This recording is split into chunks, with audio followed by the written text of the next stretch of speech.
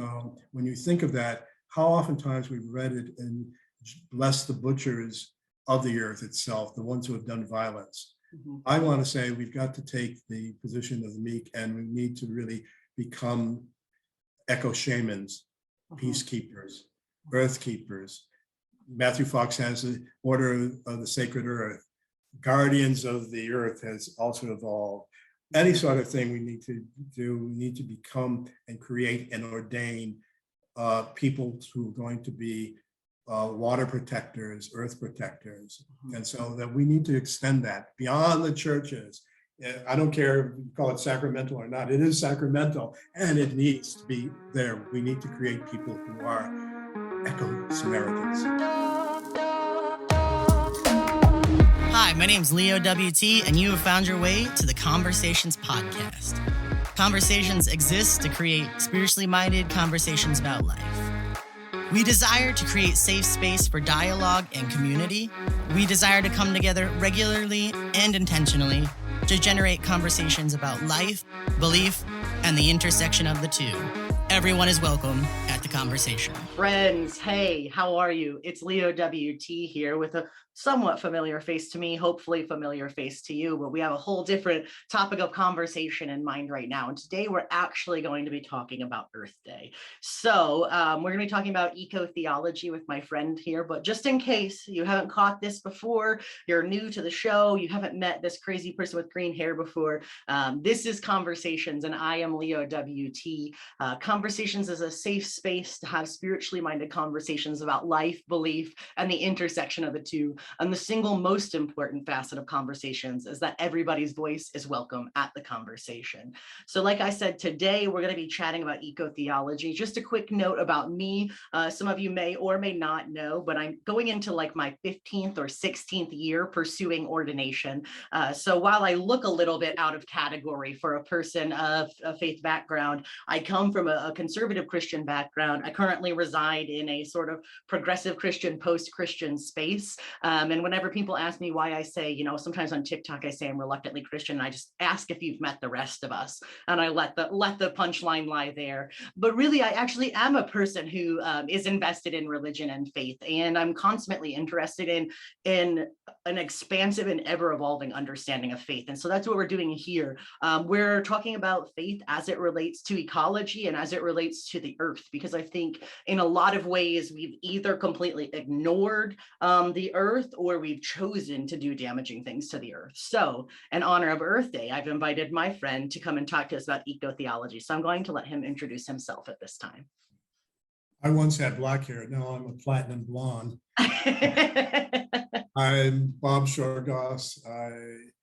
I'm both a retired UCC pastor as well as a professor of religious studies and theology, doctorate in Indo-Tibetan Buddhism and theology from Harvard, and written a number of books. My website is mischievousspiritandtheology.com, which would be very appropriate for you.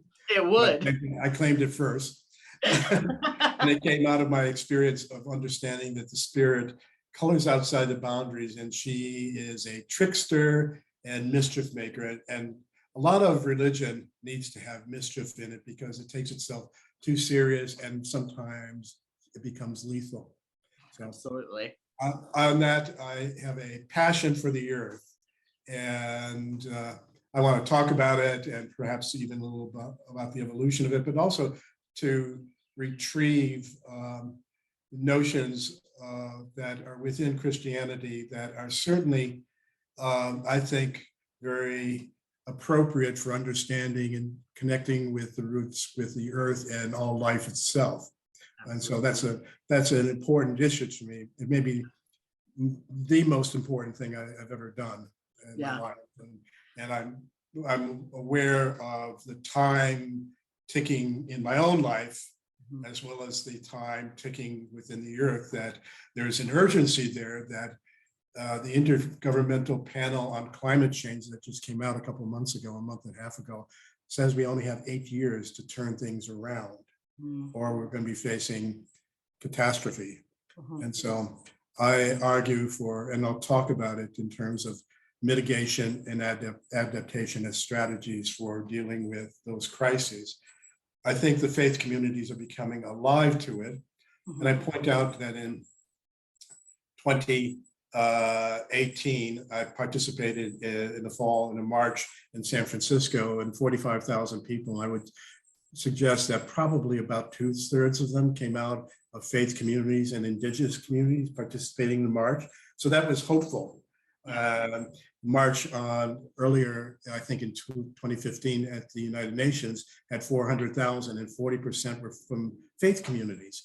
So it's becoming alive. And I think faith communities can contribute, but they need to have the tools to really prepare for climate change. Yeah. Yeah.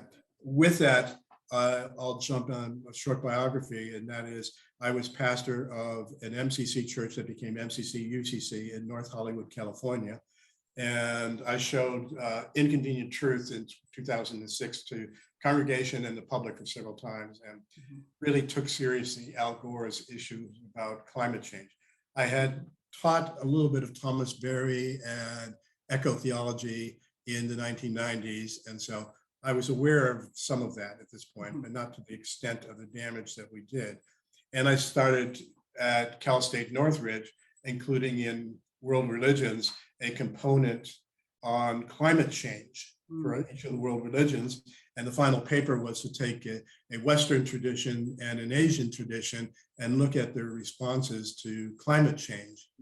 Okay. Which was preparing them for dealing with the issues. And it also was, for me, a good way of educating myself on resources that were out there. Absolutely.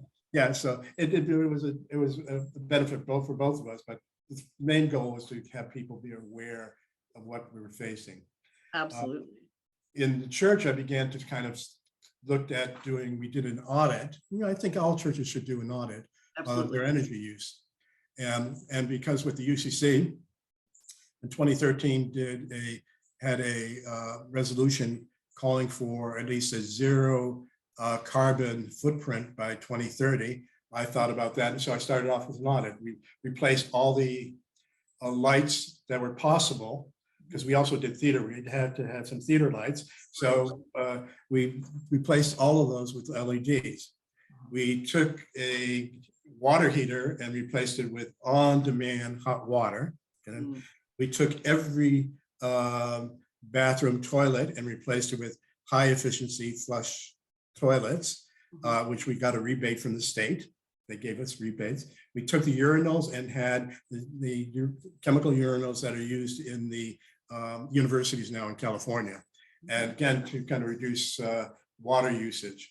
We were in a drought, and we had a garden, and we started drilling up the tar and asphalt and planting a garden.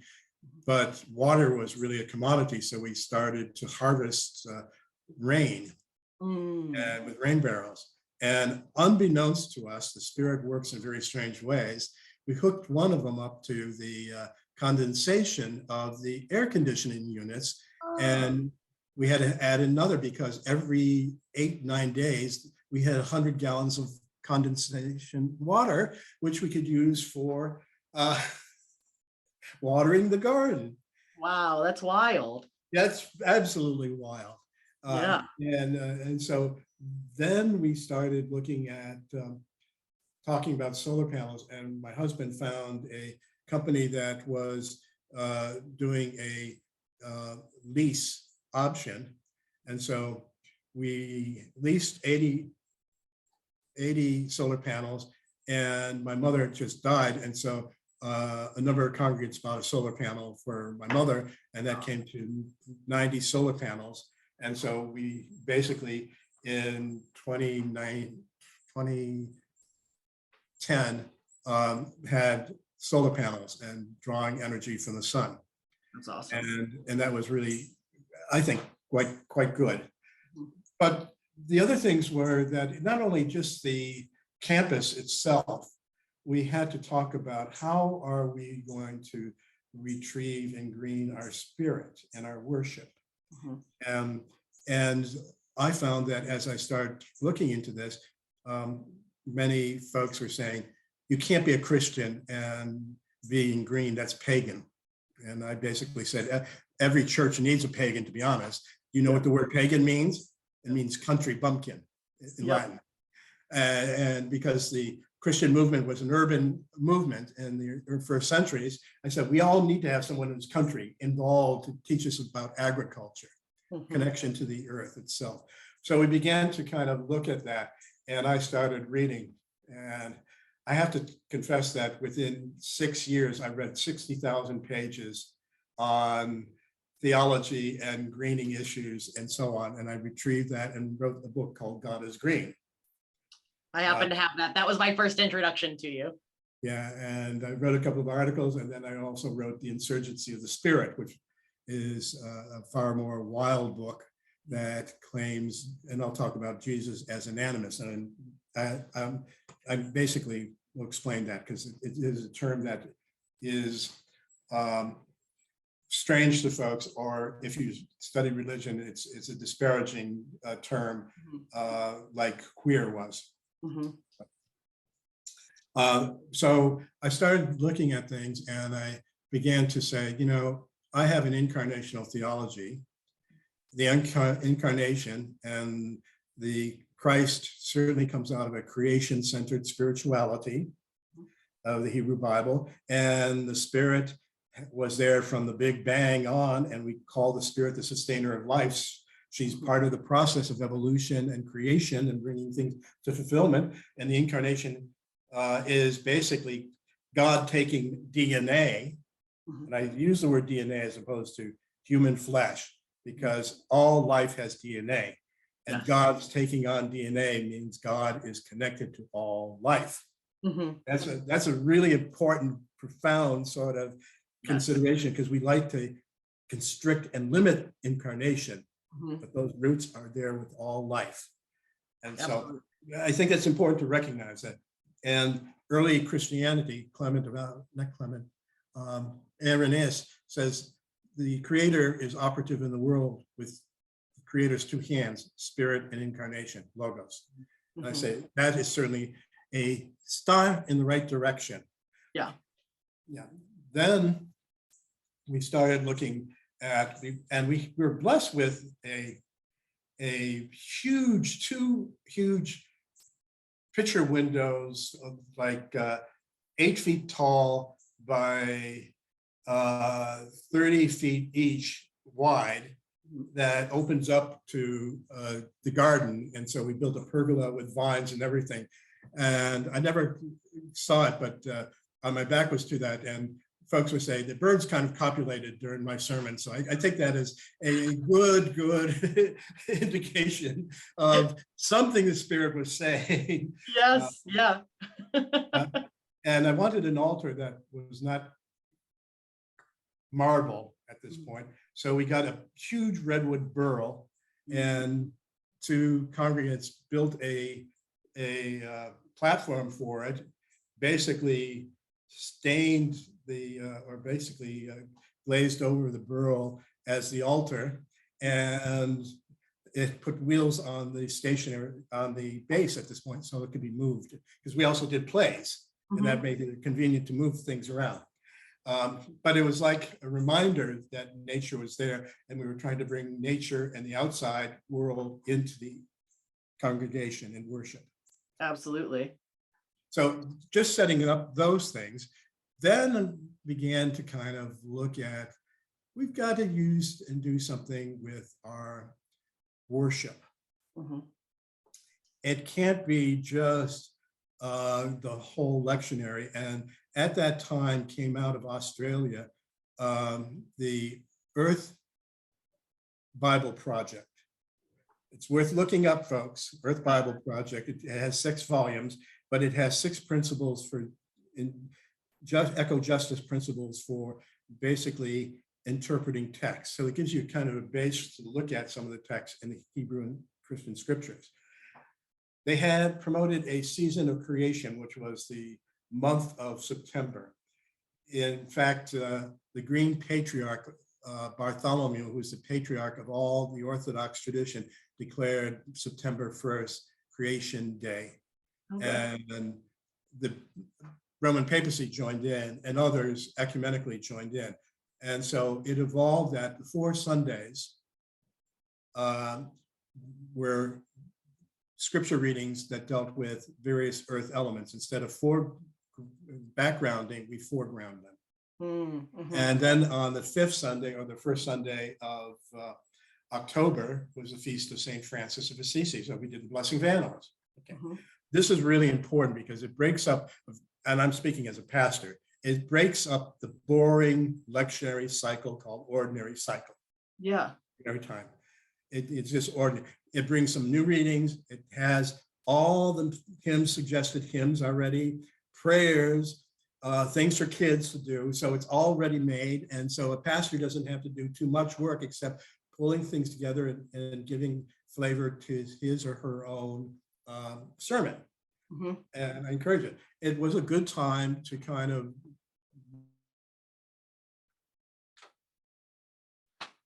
do have a heritage of nature being included in it, creation being included.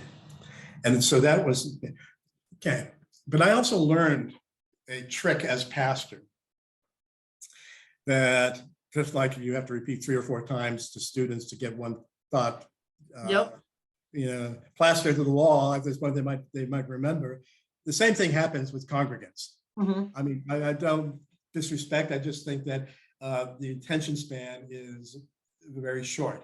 Mm-hmm. So I was trying to get a notion really important to the congregation that we are practicing the radical inclusive love of Jesus Mm-hmm. that he practiced. And so every 6 weeks I preached on it. And I'm talking for years. If you asked anyone, what is the mission of the church? They said, the radical inclusive love of Jesus. Mm-hmm. So you kind of get that drummed in. Yeah, and back then, and back and back and back and back again. and talking. And I think that really is important because with climate change, if we're not doing that right now, I will tell you every other week we will be talking about climate change in 8 years. Yeah. I mean, that's how important it is. Yeah. So I started to add various parts of the season to it. For instance, with Lent, Mm-hmm. We decided to do a water practice, Okay. conservation practice. And we did a conservation workshop with how to tear up your lawn, which takes a lot of water in a drought Mm-hmm. ridden LA basin at this point in time, and put indigenous plants that are kind of drought resistant. And they also have the added effect of bringing butterflies and native insects into it. So it really creates a sustainable sort of energy. And folks got a rebate from the state. Oh, So- perfect. So we did that as part of it. We had the water utility company out there as well, and they passed out little timers that you used to do for soft-boiled eggs, or at this point, Mm-hmm. so that you could use that for your shower at this point. Okay. And that was the hard part for me at this point in terms, because I like long shower at this point. But I try to conserve that as a spiritual discipline. And we're trying to work to use this as a discipline. How do we discipline ourselves in the judicious use of water so that other life forms and other people have equity there together? Absolutely. So, yeah. Again, for one of the Lents, I had everyone go out and adopt a plant from the garden. And I said, for 40 days, I want you to tell me what the plant tells you. Mm-hmm. And it was because I think animals and plants speak to us in their own way. And so I was kind of reworking the relationship to nature with folks to say that we are participants. We're not above nature, as people misread Genesis 1:28 to subdue and conquer the earth, have dominion. I think that's a priestly patriarchal point of view. I think that we have to move to a different point of view, which I think is in chapter 2 of God as gardener. Yes. I'm so glad you brought that up, because that's kind of where I wanted to maybe start or springboard from, is that I think a lot of people in like especially the American church have come to think that the life and death of Jesus are about one thing, right? And never in my growing up in the church did I encounter the idea that the life and death of Jesus, or that the idea of God had anything to do with ecology and with our earth. And I was reading, I don't know if it was God is Green, but it was in my eco-theology course where we talked about that idea of dominion and what we get from Genesis 1. So let's say the people that are listening have never heard the Bible used to talk about issues of ecology. Where do we start from, and how does that story in Genesis 1 and Genesis 2 Well, I think we can start with Genesis 1 and see that it is not a literal story. Mm-hmm. It is a poem, Mm-hmm. and poems have truth. Fictions have truth. Mm-hmm. It is a myth. And what it says is God is the source of creation, that the spirit is there, and each day is good. Mm-hmm. That human beings and animals are created as siblings on the sixth day. Mm-hmm. And then on that day, God says, basically, you as creates human beings in God's image, male and female. And I say not only male and female, wide diversity of gender at this point in time. And that it's a question of diversity is created at this point, and relationship is created. Mm-hmm. We're part of creation. We are creatures. Mm-hmm. We're not above. And unfortunately, that is read as a way of having power over and separation from Earth and other animals and species. Yeah. We're not. I think that's really a fallacy. And it's a fallacy that's had destructive consequences. Mm-hmm. So I will come back to God as gardener in a bit, but I want to say that has been used through the Middle Ages and into the development of colonization of the Americas and Africa and South America and Australia. That has been used in a way to conquer. And here's where I'm going to kind of throw in a little curve, because the discipline I studied at Harvard in comparative religion was founded with comparative anthropology in 1870s. And European comparative studies had an evolutionary point of view from primitive religion to polytheism to monotheism to Christianity being at the top of the pyramid, and white European Christianity. Yeah. And depends whether you're Catholic or Protestant, which one was there at the top. Right. The same thing happened, was basically the coin was that primitive peoples were basically animists.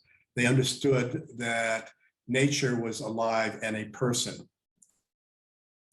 This was ignorance, superstition on their part. I would suggest that it was a very profound form of spirituality, much more profound than the developments of world religions. Yeah.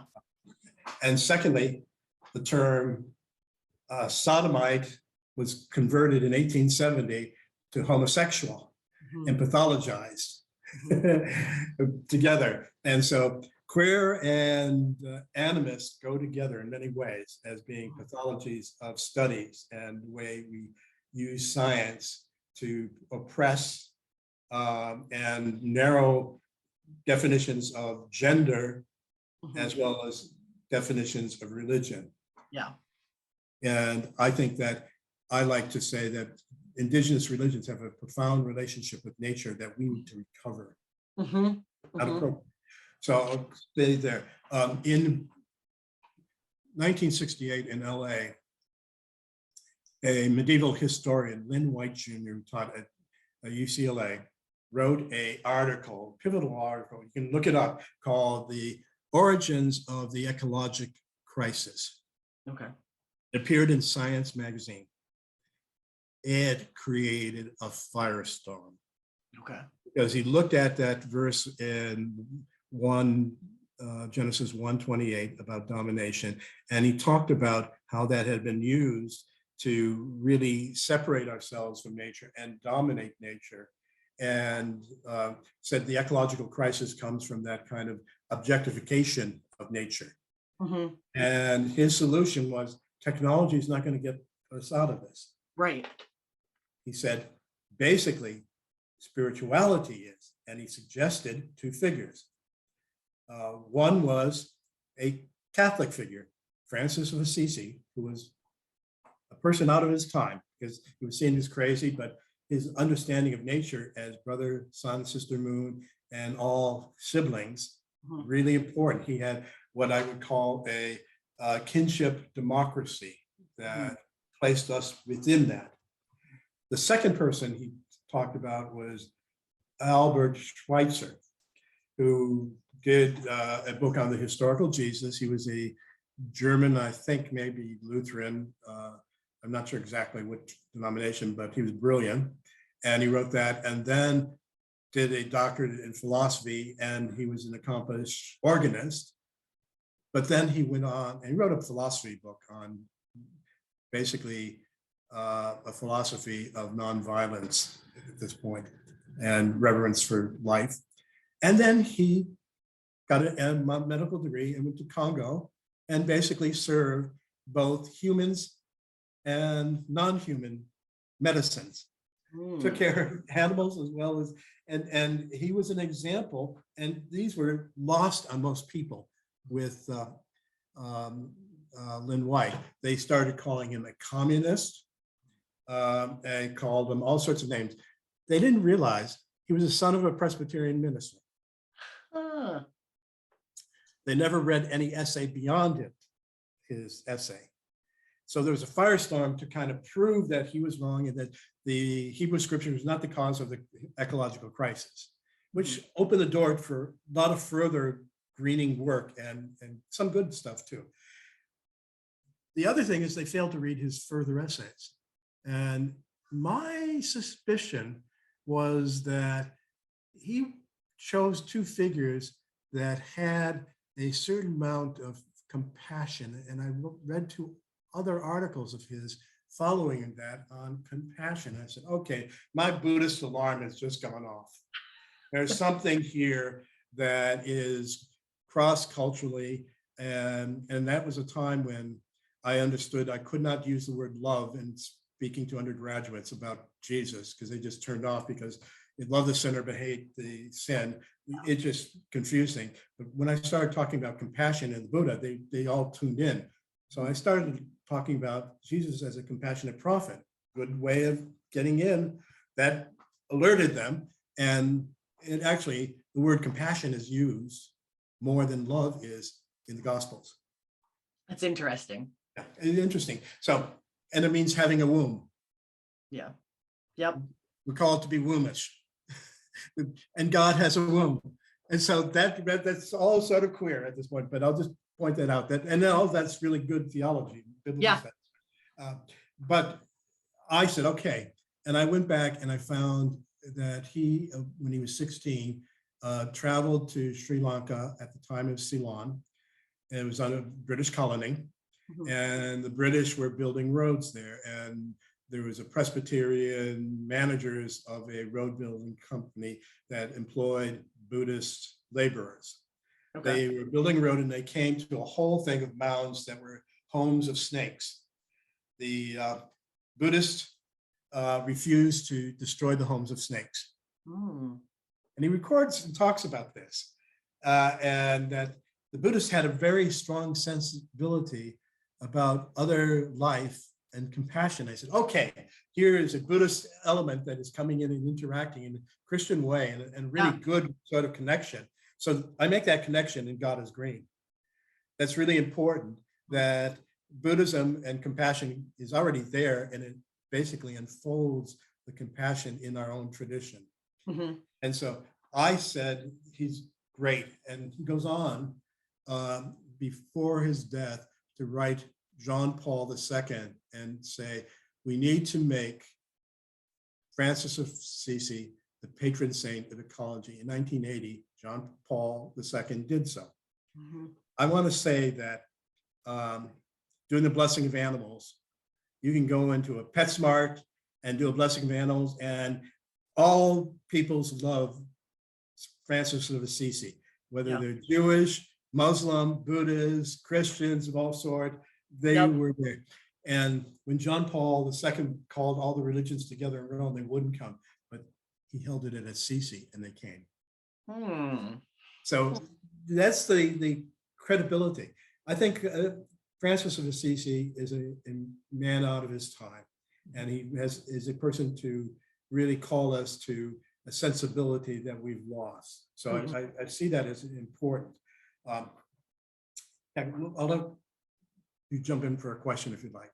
Yeah, I was just gonna say, I feel like this sense of like anthropocentrism or human superiority is read into the text, right? Because we read dominion instead of stewardship. And that, like you said, just creates all of these fractures where we are suddenly disconnected from our place within creation. And I think there's a massive misunderstanding theologically there.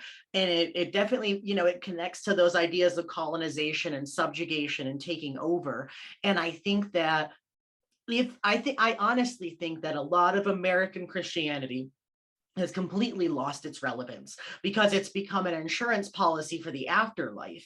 But Jesus's life and the words of God in the Old Testament, those things speak to a lived reality right now. And I feel like we've lost that connection. And St. Francis of Assisi definitely tried to reorient us, right? Yeah, actually, anthropocentrism is human exceptionalism. Above. That has been declared a sin by the Bartholomew, the patriarch, Orthodox patriarch. He's called the Green Patriarch. Okay. And that came out just recently too, that attitude is sinful by Pope Francis as well. So they're talking about that as more of an original sin than anything else at this point. And I think that's really a better way of viewing things. Yeah. And also, I don't like to use the word steward because that's a priestly notion that comes from the ancient world. And the steward was basically in charge of the garden of the king. And it was a managerial job. I think I have a problem with it being administrative at this point. You're kind of removed. I like to go back and in God is Green, I rewrite Genesis 2 from the perspective of the earth. And what I have is God as a gardener planting a grove. The garden is a grove. And God loves trees and he's planting trees all over. And eventually he creates Adamah, this earthling made from the earth itself, and then other creatures, and then instructs him, her, actually, we don't know, he's androgynous, he's an androgyne, to take care of. Adam means just human, right? No, like it originally. Well, that's what we translated, but it really means earthling. Okay. Earthling, dirt creature. Okay. Soil creature. And it's really androgynous because if you look at it, a companion is made from taking the rib of this earth creature. What is left is male and what is taken from is female. And I think that the reading I write from the perspective of the earth is that they fail in understanding the gift that they've been given to follow in their parents' footsteps of gardening. And at the end, God says to the earth, there will come a new gardener from the earth. What happened on Sunday? Yeah. That's an earth thing. Yep. Christ comes out and Mary Magdalene mistakes him as a gardener. I think that is not just a piece of irony, but I think it's really a profound religious insight. Yeah. That Jesus is gardener. And so I have the whole chapter on God as gardener, which is really beautiful when you think about it. God is gardening the universe and the Spirit and Christ. That's marvelous. And what made me think of that was I had a gardener who was a deacon and a board member who had full-blown AIDS and cancer. The garden kept him alive. Mm. A good 10 years. Mhm. He was there daily working on it. And I remember him sitting me down one day and says, I cry over the loss of every plant, but then I'm surprised by God when the plant comes back. Mhm. And he said, my skills as a deacon and listening to people have come and have been sort of refined by my ability to listen to plants and their needs. Mhm. Mhm. The book is dedicated to Greg at this point. I think there's a profound spirituality there that he was not above the plants, Mhm. but there was a really primal relationship with it. And that really bespeaks because we're beginning to look at, and one thing I felt about environmental studies or ecology itself, it's separated from animal ethics. Mhm. Mhm. It really is. I think that's a mistake, and Yeah. they're at war with one another. I think that we have to be holistic about it. Yes. And certainly, I have a chapter, Who's My Neighbor? Mhm. I remember that chapter. Yeah, and I basically take the parable of the Good Samaritan, and Daniel Miller describes that as a parable for looking at animals as our neighbors, and he speaks about evolutionary proximity, closeness, and defines that as a way of looking at this. I went a little further because I asked the question, if you look at, there's a YouTube by Andrew Lindsay, who has founded the Center of Animal Ethics at Oxford, and he has a one on the history of Christianity's relationship to animals. It's about 20 minutes, but quite good. And he talks about animals were made to be used and abused by us, according to these general thing, and the things that animals cannot feel pain. Animals have no intelligence. Right. Let me tell you, anyone who's had a pet and finds their pet having pain knows that they experience pain. They experience love. Right now, one of my dogs is right here under my feet because he needs to be near me. He's taking care of me. And he is bright, intelligent. He knows how to work a crowd better than a gay man does. It really does. He goes, and when we at resorts, he's up in everyone's lap. Yep. But he has an intelligence. He has a love and care. Animals have a language. When I looked at this, prairie dogs have sounds to describe a predator, whether it's a coyote, a snake, or a human being, and how tall the human being is. So when we look at, I basically use the word non-human animals and human animals to make a linkage. I know some people will be offended by it, but I think that it really is important and it raises questions about our relationship to animals. And when I lecture on animals, I put, there's an animal death counter online. I would start at the counter at the beginning of class, and we look at 70 minutes in the period. And generally, I think it was like 1.75 million animals have been killed within that period of time. Wow. I feel like changes in language like that are important, because in some people say it's just semantics, but I think in a lot of ways language shapes and drives reality, and reality shapes and drives language. It's a reciprocal relationship. And so when you make a switch in your thinking, non-human animals and human animals was something in particular I took from my ego theology class and have been implementing in my own life, and it's really changed how I relate to nature. And I feel like when you make that switch, it's not just semantics, it's a generative switch that actually impacts how you live and how you focus, and it changes how you view the world. I agree with you, because we use the word it for nature and all its participants. Robin Hall Kimmerer, who's an Anishinaabe ethnobotanist, wrote a beautiful article, you should Google it, on the pronouns of nature. Yes. And sometimes I put the pronouns of nature on my own, which is key and kin. And it's saying, what's that? And I explain to them, key and kin is not an it, but they're kin, and the plural kin is kinship family. And it's nature is not an it, is a subjectivity. Yes. And it has intelligence.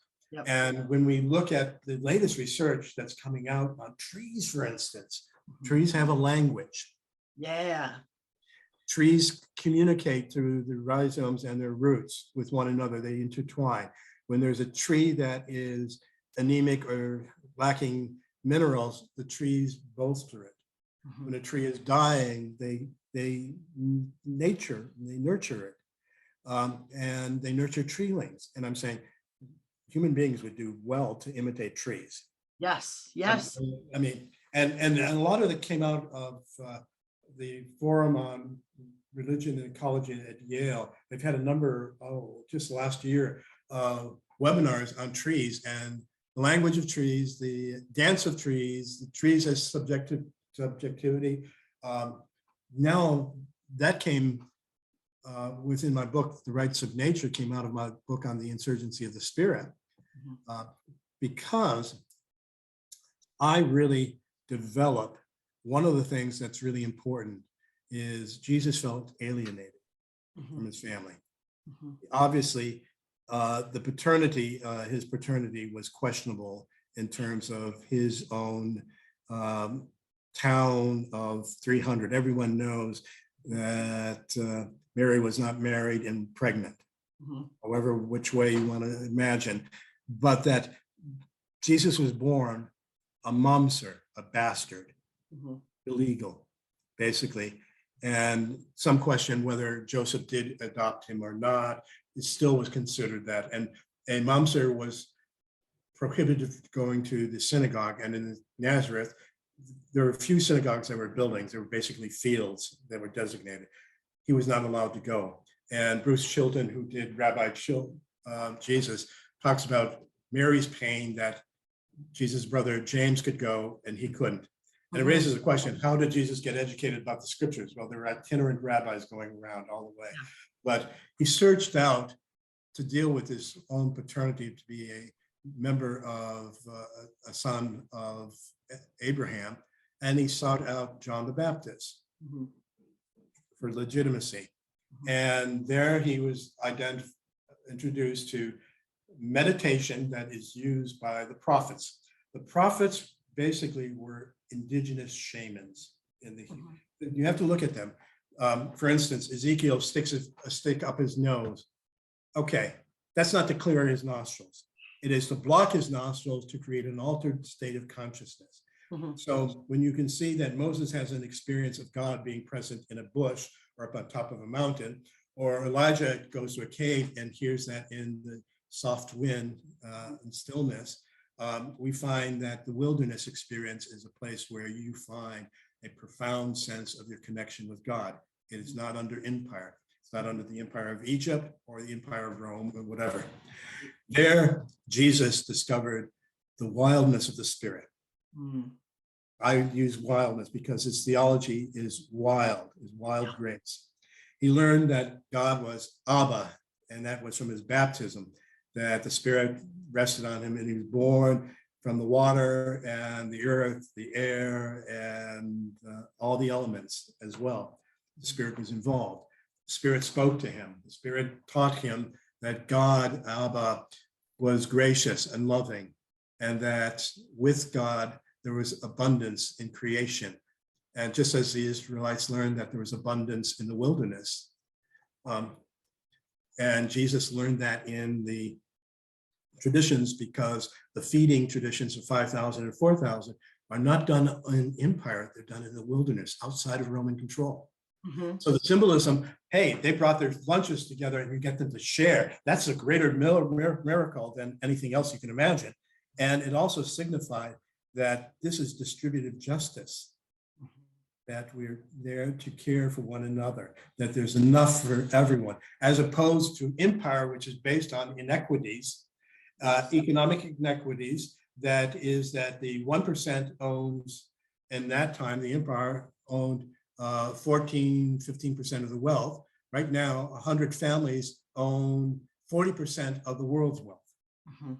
Mhm. And so the inequities are just gross in terms of the economic system of empire, which based on scarcity and not on abundance, whereas creation, spirituality is abundance shared. And it becomes in Matthew 10:12, freely receive, freely give. Yeah. And I kept as a pastor saying, do not try to hoard the graces that are given to you. Yeah. You don't hoard it, you give it away and more comes to you. An Indian notion of a gift is a true gift is that's been given to me is given away. That's where we get Indian giver from. Which for indigenous people, the true gift, nature of gifts is to be shared. It's not to be kept. It's a notion of grace because the earth itself is original grace. Yeah. And we need to recover that fact that God said good, good, good 6 times in Genesis, that the earth is good. It's an original grace here. And we need to also understand that distributive justice for God means not only humans, but non-human life. That includes plant, animals, and bioregions, rivers, waters, etc. Yeah. I live only in New York. We are only about 15 minutes from one of the only, if not the only, cities in the United States that coexists with a Native American reservation. So I live on Seneca Nation land that's been taken from them. But 15 minutes down the road, there's the city of Salamanca, which coexists with the Seneca Nation. Coexist, just dependent. There's a lot of local politics happening around that right now with New York State taking $500 million from the Seneca Nation and freezing their funds, but I did that on another episode. So, but a lot of what I've learned about spirituality and the intersection of spirituality and ecology actually comes from Native thought. And I've been blessed by proximity to Native culture. And one of the things I've learned is that in Native culture, the concept of owning land is completely, it's not even wrong. It actually is completely incompatible because you can't own land. And I think that we would be well served to understand the ways in which that as an undergirding was a much more functional society. Okay, look at what would be called property. We called Africans property as slaves. We called children, they're my property until they grow up. We called women as property. And we called the land that came as property because property must be used for profit. And that's God-given nature. So therefore we can take away the non-use for land for profit as opposed to living lightly on it as indigenous people did and developed a wisdom there. So our colonization was colonization of both religion as well as of the land itself. It was a form of colonization and it did harm to everyone. Yes. Yeah. I think that we have to review, and this is important, folks. You have to see the Hebrew Bible as indigenous religion. You have to see the Christian scriptures as indigenous religion.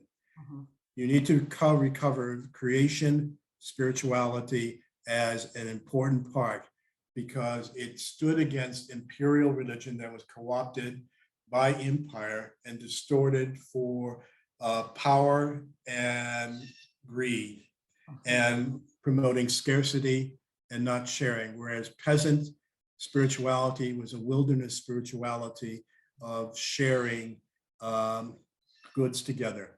One of the crises that Jesus dealt with was the trauma of land being foreclosed by the temple because of spiraling indebtedness.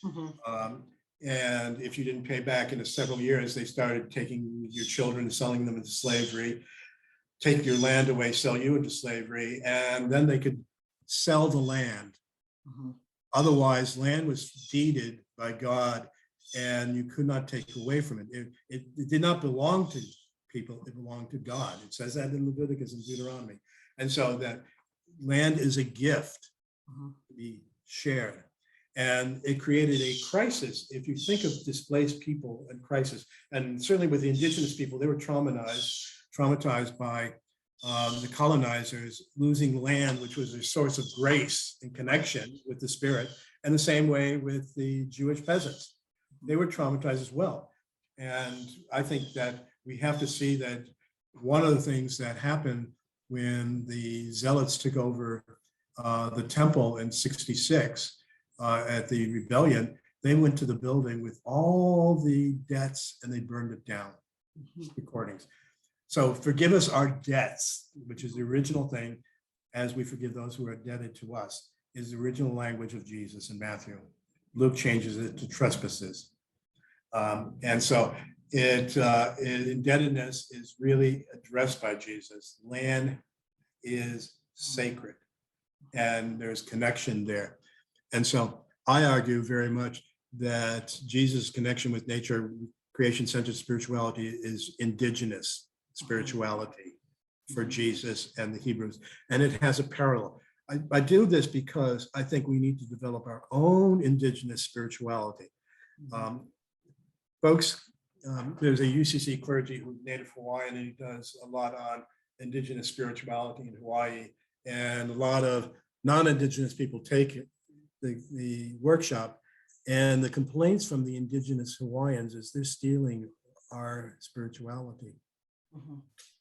There's truth to that. But we can learn from their spirituality and begin to develop our own.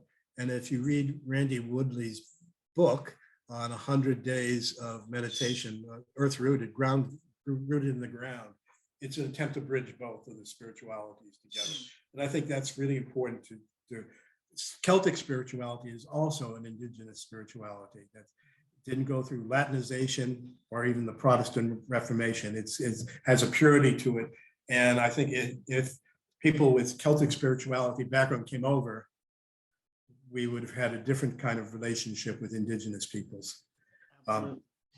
So that's important to me, recovery. That's where the rights of nature came out of as I started looking at it, because indigenous peoples started in early on saying that our relationship to water and animals and plants, they're our family.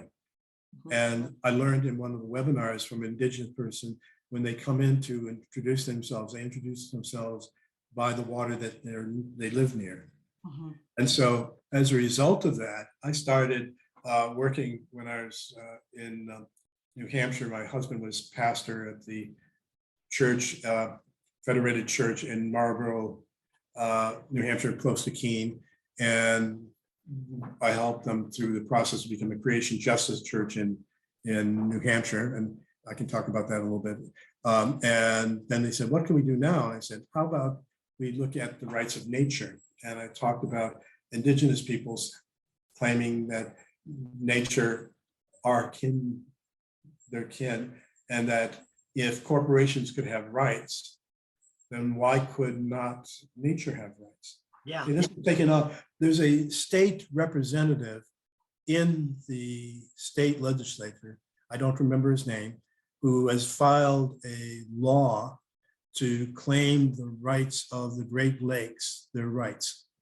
So if you look up, rights of nature, there's a Community Environmental League Defense Fund out of Washington that does a lot of work, but others are doing it too. In the 2020 election here in Orlando, the county put forth a ballot of the rights of rivers not to be polluted. And I just discovered there is a right, there's a lake, Mary Jane, about 20 miles from Disney, suing developers on the right not to be destroyed. So I mean, it's taking root in various places. And so I think it's a requirement of a profound change of our own relationship with nature to discover that we're siblings. Yes. Yeah. And I think this is really important, I think it changes everything. And that's what I was hoping we would get, like that we would be able to kind of lay the groundwork for in this conversation.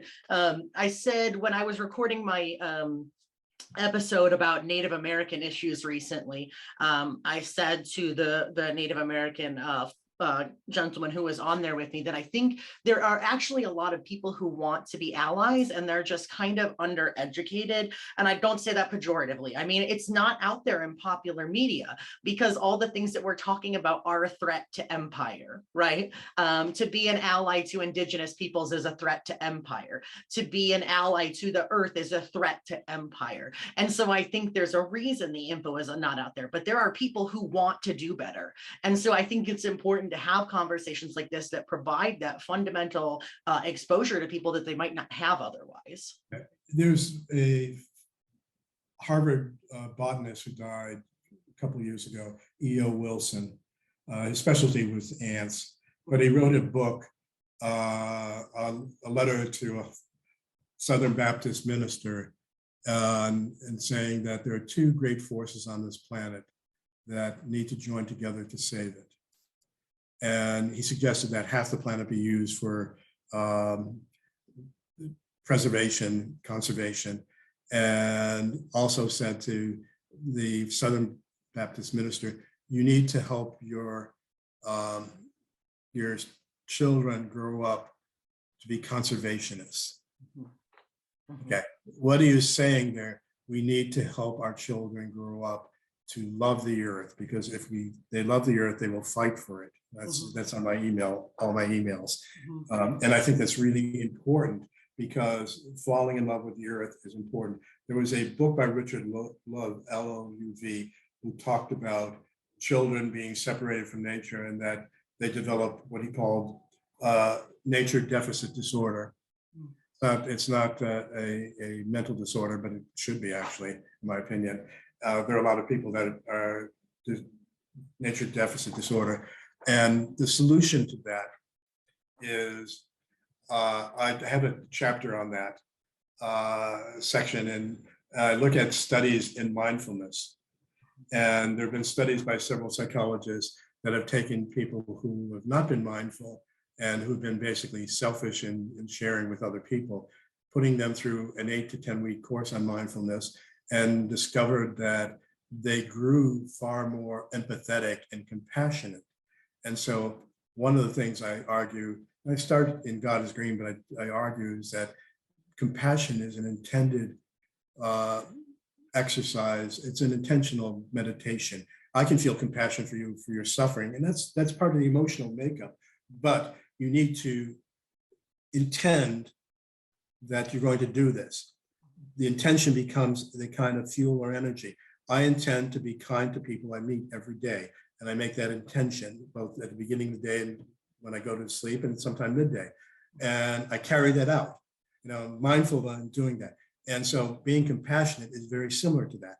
And the dynamics is that compassion is making a connection with another being. I use that in a generic way because it could be non-human. Subjectivity, which is experiencing stress, suffering, damage, and making that connection. You want to alleviate the pain, the solidarity you feel with that.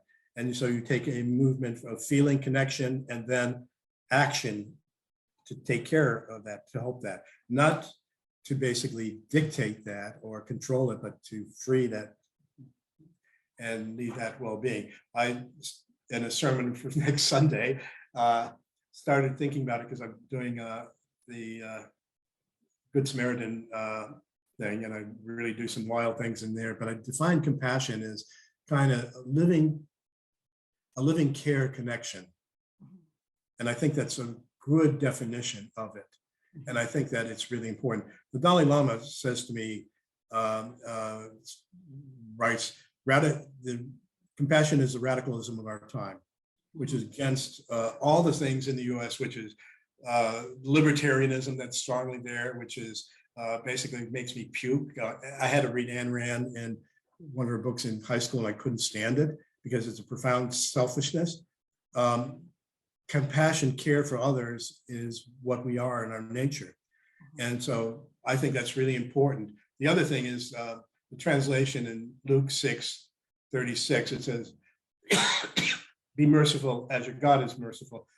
Marcus Borg says basically, it's translating the word hesed, loving kindness, which basically is compassion. So he translates that, be compassionate as, as God is compassionate. And so that becomes to me a major way of looking at the scriptures and the social dynamics of Jesus and his ministry of kingdom. Yeah. The next point I want to bring out is do not use the word kingdom. People take it and say, okay, Jesus' kingdom was different. Well, yes and no, because there are Christians that use the word kingdom as empire is, and that's the same word that is used for empire in Greek is basileia, and Malkutha in Aramaic. The problem is that I think a better term is kingdom, because kingdom is basically a creation included spirituality. Creation is part of that, and that justice is not only human beings, but all of creation itself. And we find examples in the scriptures when human beings are doing evil things, creation becomes decreation and the land's destroyed and harmed. I think it's important to say that kingdom is a better thing. My feminist friends started using it in 2008 or 2007, and I liked it, but I think that there is both an evolutionary concept to that, who is my neighbor, which is radical in terms of Jesus taking the notion of neighbor instead of Leviticus and Deuteronomy as being my ethnic kin to enemy love, which is certainly not, stranger as in the Good Samaritan, certainly Samaritan. I think it's not a broad or wild extension to include earth and all life. Not at all. Not at all. It totally fits. And I think that was one of the biggest things that struck me with my queer eco-theology course was I was like, you had Ken Stone, right? Yeah, just obvious. Like, this makes so much sense. How did I not draw these connections before, And Ken Stone's been an admirer. He likes that chapter on animals. Yes, absolutely. Yeah, he was definitely that was the professor, and I'd be lying if I said that course didn't set a trajectory for me in terms of how I view theology, because it's just so different than what I was taught. And what I was taught was so inauthentic to me. The more I grew, I almost thought I had to leave, right, to find something that fit. And here it was right under my nose. It was right in the text all the time. I just came from a different place at the text. And it's been a fantastic journey to learn my kinship. And honestly, I'm wearing a shirt that says non-binary, but in a lot of ways, I identify as non-binary, not the least of which being I don't see myself as set apart from the rest of creation anymore. And in that way, my binariness has been dissolved by my understanding of kinship. And I think by saying incarnation is an incarnation in DNA. Yeah, that binary, it does. Of maleness and femaleness, and human versus non-human. And it also includes plant life, everything that is alive. Absolutely. That the deep roots of incarnation. And I think we have to talk about intercarnation. Mm-hmm. The incarnation continues on in us, and that spirit is connected to profound life and matter.